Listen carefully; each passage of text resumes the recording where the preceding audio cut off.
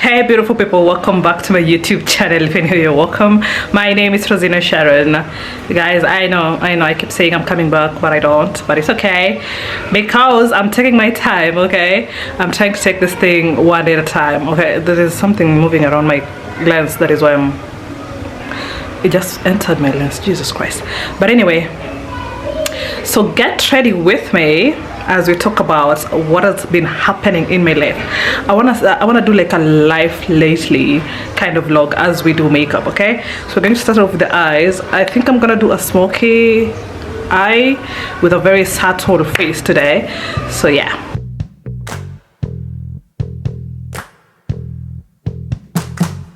Actually, you know what, I think we should settle for a story time instead. Let me tell you a story time of how I ended up being a single mother. Okay, I feel like I've never spoken about that ever in my life. Yeah, and it's time for me to speak about it. I actually got pregnant in my last year of law school. Yeah, for those who don't know, I'm a lawyer as well. Surprising, right? But anyway, I got pregnant on my last year of law school, and let me tell you, and how I got to know I'm pregnant, that is another story. I'm going to tell you guys. But anyway, so I think I met this guy in my, was it third year of campus? I think I was in third year of campus, right? That is when I met this guy. And at the time, to be honest, I don't think I was looking for anything serious. Yeah, I was not looking for anything serious. At the time, I had just gotten out of another relationship. And let me tell you, this other relationship, this guy left me here in Kenya, right? I had been dating this guy for a while, right? And then he tells me he got a scholarship. He was a very smart guy. He told me he got a scholarship, yeah, to go play basketball in Germany. Now I remember the country, Germany, right? And I kid you not, yeah, he went to Germany. We kept in touch. We kept in touch. We were talking, hello, how you doing? Video calls here and there. And then there is a day he just ghosted me, yeah? And then later on in the evening, I get a text from a friend of mine, a mutual friend of ours, right? And she's like, yo, have you seen ex's wedding videos? I'm like, what do you mean wedding videos? Then she sends me a couple of pictures and wedding videos as well. He had been posting on his status on WhatsApp. I don't know how, he had muted me from seeing the statuses. So my friend saw the statuses and then she said it to me. Then I asked him, like, you were going to get married? And I kid you not, this guy blocked me immediately. No explanation or nothing. He left me here in Kenya thinking, oh my God, we're going to go back to Germany together. The love of my life has moved abroad. I'm about to go abroad as well and create a life with this guy. Oh, he left me unblocked. But anyway, shortly after is when I met now the father to my daughter, right? And at the time I was heartbroken. To be honest, I don't think I was thinking straight. I was not straight in the head that time. I was heartbroken when I met this guy, right? And this guy was smooth with it. Let me tell you, that thing was so quick. Right? I don't think he was not serious with me, but then I got to, like, after a while I fell in love with this guy, but I don't think he was ever in love with me. He was never in love with me, that guy. I should have known this guy was never serious with me from the onset, yeah, but who am I? The heart wants what it wants. Let me tell you. Did I not suffer? But anyway, so I met this guy. So the first time we were meeting, yeah, he picks me up from Nairobi CBD, in town. We get into a matatu. We go to his place. He used to live at Umoja Ina called Umo Ina. Yeah. So we get there. I should have known, because the moment we got into the house was just anyhow, you know. To go like arrange or anything, like he was expecting any visitor, yeah, or any guest. Not like he was expecting any guest. It was just there. I think I'm the one who cooked that day, if I'm not wrong. I should have known. See, all these red flags are back. I think I'm the one who cooked. I don't remember very in detail what exactly happened, yeah, or how exactly the day went that day. But I think I can remember. Oh my god, is this black or brown? Okay, brown. I can't remember one thing for sure. I'm the one who cooked that day. Guys, remember we're doing a smoky eye today, yeah? I can remember I am the one who cooked that day. But anyway, yeah, we start dating, right?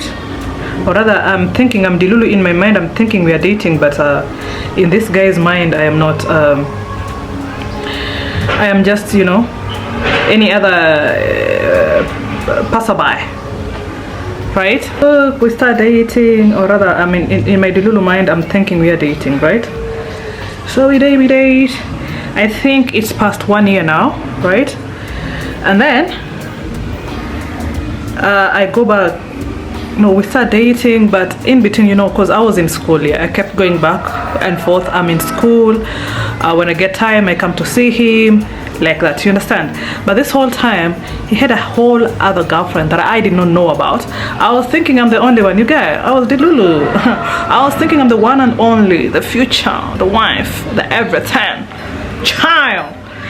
But anyway, so in my last year of law school now, because we had dated for some time now, in my last year of law school, I started getting sick. Yeah, I got really sick and I was coughing a lot. Now that is the story of how I knew I was pregnant. I was coughing a lot. I was very sick. I was losing weight like crazy. And I had not had my periods for like over 2 months, but then I have I don't know, I have very irregular periods and I mostly have hormonal imbalance, so I did not think much of it. I thought it was just these other times when like I could go for like 2 months without having periods and then I get my periods in the 3rd month. I was thinking it was one of that. Boy, was I wrong. And I remember it was actually the last we were about to do our last exams, like our final exams for the final year, the final exam year, just before we graduate. You guys understand, right? Just before we graduate, our final exams before graduation, right? So I'm very sick. I'm trying to study at the time. I couldn't. I was so sick and I was coughing a lot. Throughout the night. Then I went to the school, it's like a school medical center. I went there and then I was explaining to my doctor my symptoms and how I'm feeling at the time. And then he just looked at me and he said, "You have TB. You have tuberculosis." And I was in shock. I was in shock. I thought I was about to die. Yeah, I thought I was like, that was like the worst news ever. And then he said, in Kenya, they cannot do the test in any other medical center. It has to be a public medical center, like a public hospital. So he referred me to a public hospital where I'm going to get tested. But before then, he said, you know, most of the time, no, not most of all the time, when we suspect you may have a TB, you have to get tested for HIV as well. So he tested me for HIV. I was negative, but then he said, go to the public hospital, get tested for TB as well, right? I went to the public hospital, and again, I had to get tested again for HIV because that is a must. When you have TB, you have to get tested for HIV, apparently. So they did both tests for TB and HIV, right? So TB came back positive, HIV came back negative. So the nurses were very confused at the time. They were looking at me and and then the nurse was looking at me and you know, she said one thing. She said, like, for you to get TB, your immune system has to be low for you to actually contract TB. For you to get TB, your immune system has to be low. So what is making your immune system low at this time? I'm looking at her, I'm like, I don't know. Then she asked, when is the last time you had your periods? And my heart sank immediately. I said, it has been a while, but I have irregular like periods. Then she said, no, we have to get you tested for pregnancy as well. So I get a pregnancy test done, and I'm positive for pregnancy. Yeah, that is how I found out I was pregnant. But anyway, yeah. So I find out I'm pregnant. Where's my foundation? Oh God. And naturally the first person you want to tell, aside from my friend, was the person who got me pregnant, right? So I call him and then I say, there is something I need to tell you, right?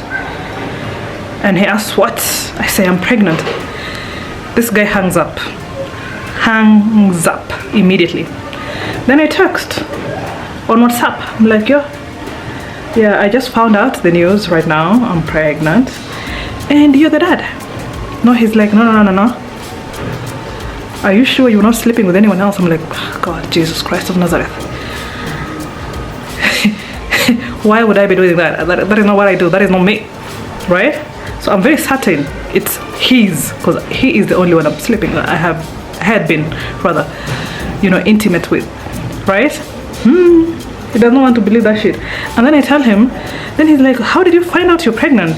Then I tell him the story. I'm like, I was coughing a lot. I'm losing a lot of weight, so I went to get that checked, and then I found out I had TB.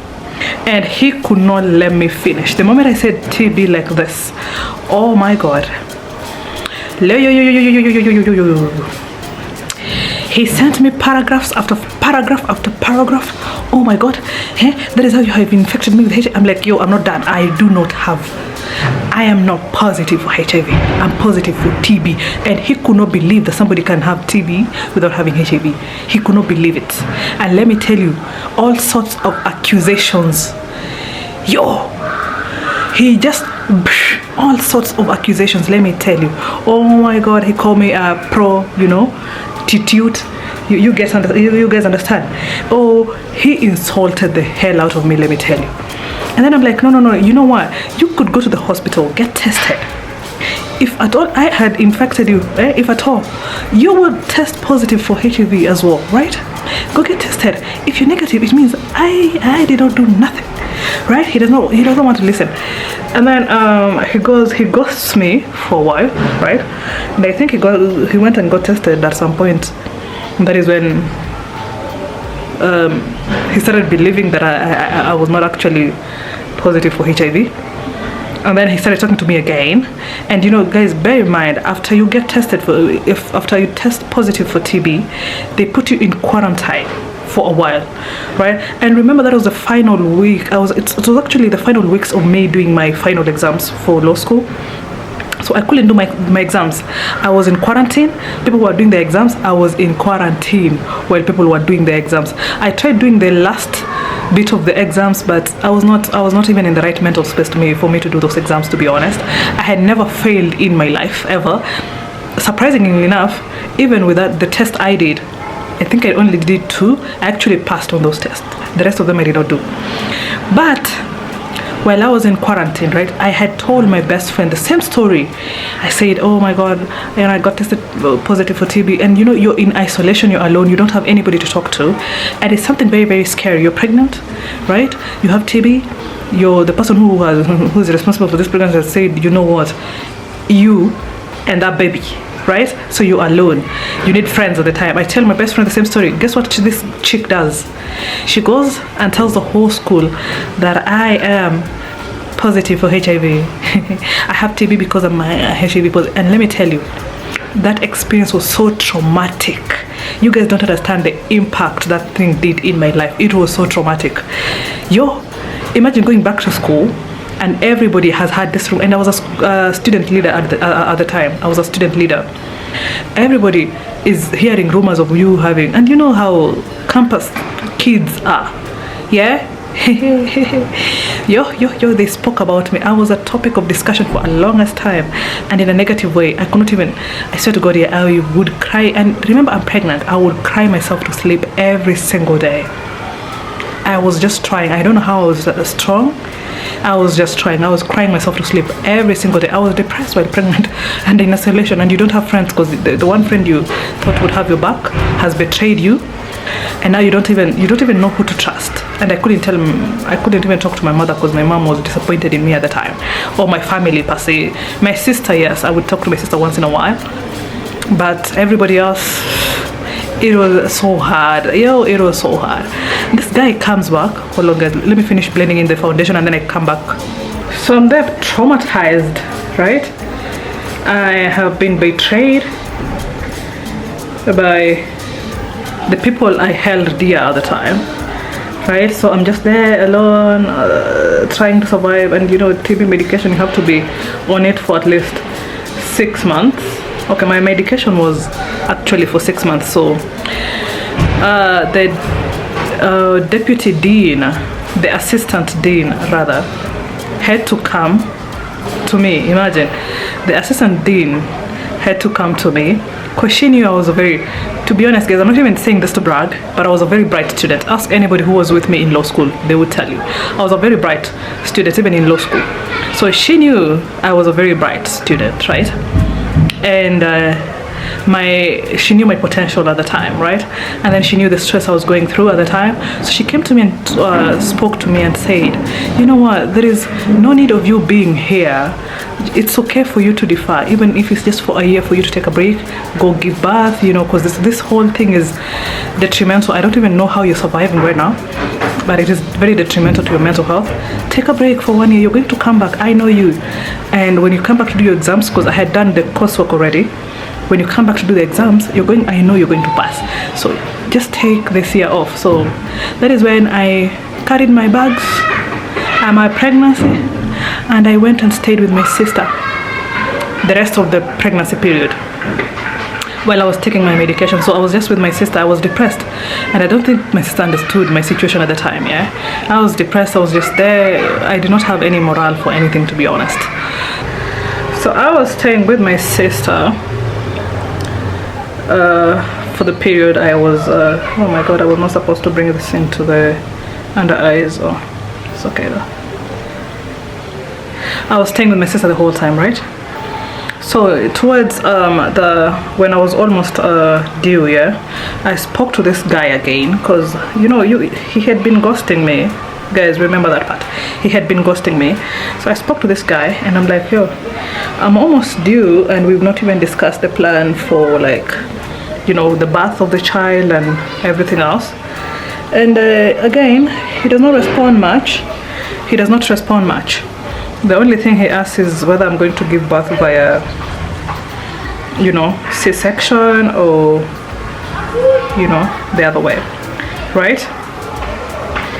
So I'm like, I don't know at the time, because I wanted to go for the other way, the normal way, not the normal way,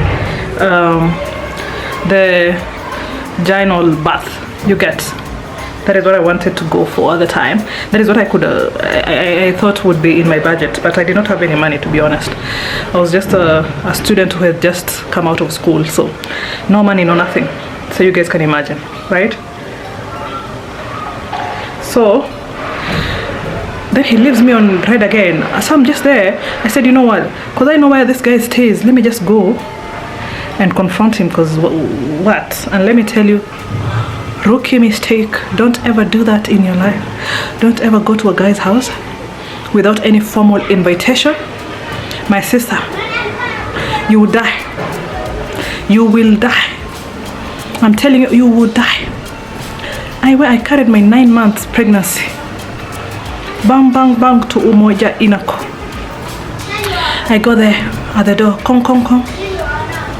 No response. Kong, kong, kong. No response. I put my hand in. The door is not locked with a lock per se. So I just open. I enter. And I go directly to this guy's bedroom, because I know most of the time he spends it in his bedroom. And my sisters and my brothers, was I not in shock? The guy was laid down with a girl in bed. They were gallivanting. They were eating life with a big spoon. They were enjoying life. They were in their intimate moment. I interrupted them and he was in shock. He could not believe his eyes. Do you know what he said? He turned, looked at the girl with a very straight face and told the girl, this is my cousin and she's just come to borrow money for delivery. And the girl could see I'm pregnant. So the girl giggled. And he stood up. And let me tell you, I have never been dragged like that in my life. The guy pushed me, dragged me out of that house. I was dragged like a pack of potatoes. I was dragged out of I was chased out. I was pushed out. I was told to get the fuck out of his house. I was dragged out, guys. The way he dragged me out, a 9-month pregnant woman, he dragged me out, and I think he used to live in 3rd floor. Yeah, so he made sure he took me all the way downstairs, pushing me down, got me out of the gate and pushed me out, and said, don't come here again. My sisters, I am with my girlfriend.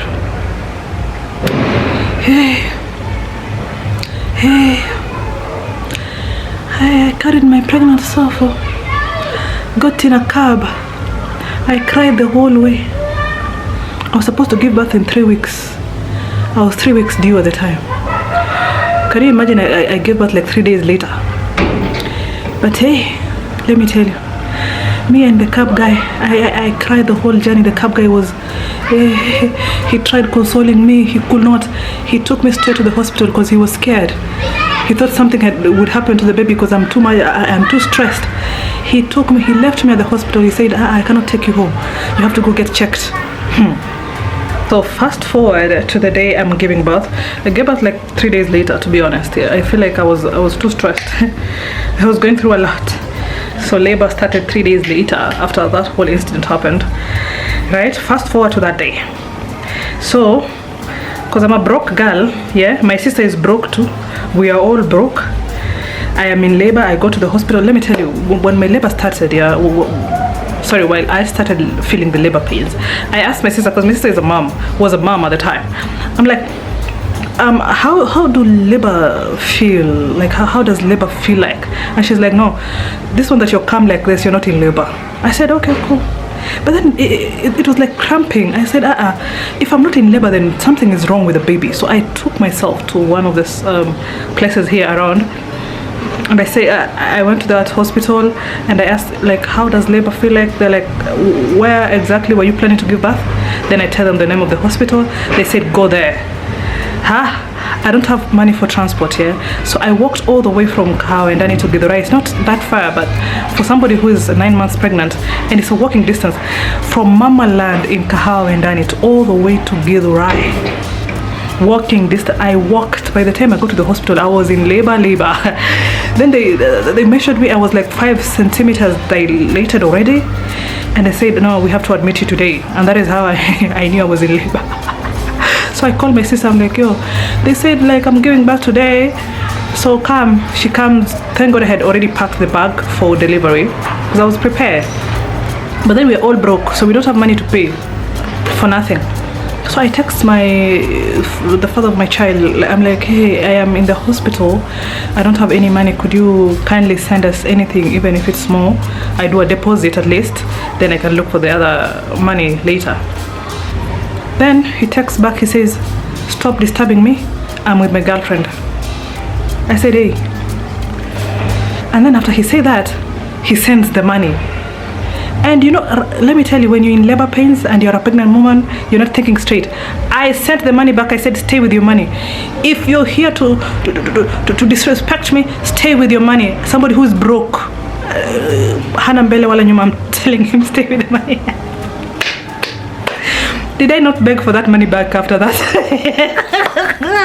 But anyway, so when I begged for the money back, he only sent 6,000 Kenyan shillings. And then now, because at the time my water had not broken, yeah, my water broke. And let me tell you, the color of that water, all the nurses were in panic. They're like, no, we have to get the doctor. The doctor comes in, checks me, and he's like, no, we have to do an emergency C-section. I am very confused. An emergency C-section, me? I don't even have the money for normal delivery, for whatever delivery. What do you mean C-section? And we have to do the deposit immediately because it's an emergency and we don't have money. I called my dad. My dad was alive at the time, did not have money. So I talked to my brother who is distant. We never talk with that brother of mine, ever. I talked to him. And thankfully, he sent the deposit. And that is how I got to do the C-section, and my daughter came. Hey, Lord, guys, this story is long. So my brother does the deposit, right? I give back to my daughter, and now it's time for me to get out of the hospital, because I had already spent the 3 days they normally give you for C-section. You're supposed to stay in the hospital for at least 3 days, right? So the 3 days are done, and I don't have money for the balance. So I stayed in the hospital one more day, 4 days. The next day, 5 days. The day after, 6 days. And it kept going. Like, I watched everybody who came with me to the maternity ward leave before me. And I had just had it's my first time being a mom. I am already going through this much stress. I don't have money to pay for the deposit, for the balance, the hospital balance, right? And the more you stay, the more it piles up. And then I'm watching mothers come and go, come and go, come and go, and I used to cry. I used to cry a lot. But anyway, I finally get the balance, right? And I get out of the hospital, and I start being an official mom to my daughters. Start being a mother, right? And this guy abandons me for a longest time, right? He was like on and off. He would appear like 2 years, after 2 years, and then disappear another 2 years. Like, that is how it has always been. He's always been on and off. Right now, as we speak, he relocated actually abroad. He got married.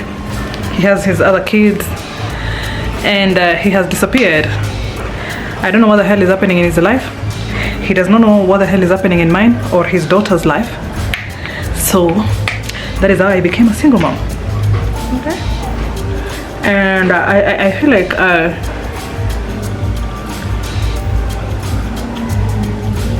one thing that has helped me a lot in this journey is the fact that I accepted I am a single mom. Like, the moment he chased me out of his house when I was 9 months pregnant, that is when it dawned on me I am going to be I'm going to take care of this child alone. And I accepted that fact, and I have lived with that fact. So I don't be expecting much from him, to be honest. Yeah, if he provides, cool. If he does not, okay, cool. He disappears, okay, cool. Like, I accepted the fact that I am a single mom, and I'm going to raise this child alone, and I have been doing that. For my advice for the young kids and anybody who would want to have children, right? Don't have kids until you're ready. Don't be in a rush to have kids. It is expensive. It is emotionally draining. You're going to have so many ups and downs. You're going to doubt your ability to be a mother. So have kids when you're especially mentally ready. You can be financially ready but not mentally ready. Have kids when you're mentally ready. Ever since I had my child, yeah, I've never got another child. Do you know why? My first pregnancy traumatized me to an extent I do not want any more children. My first pregnancy was enough lesson for me not to go for any more. Hibo, I'm just very, very thankful that my current partner is not very adamant when it comes to having kids. Otherwise, I don't know how I would have survived. Yeah, I don't even think I would have survived, let alone how. I don't think I would have survived. Imagine if I had a partner who wanted kids like that. Hey, and that concludes our video for today. Thank you so much for watching, guys. If you enjoyed it, please make sure you subscribe. Please subscribe to my YouTube. I'm just trying to come back to YouTube now. Please subscribe to my YouTube channel, okay? Please, if you've not yet subscribed, kindly do so right now. And I shall be seeing you guys in my next video. Let me know if you want me to, let me know what story you would want for me to tell next, because I know you guys are nosy. If you have any questions, anything you would want for me to tackle next, let me know in the comment section, okay? That's it. Thank you so much for watching. I'll be seeing you guys on my next video. Bye.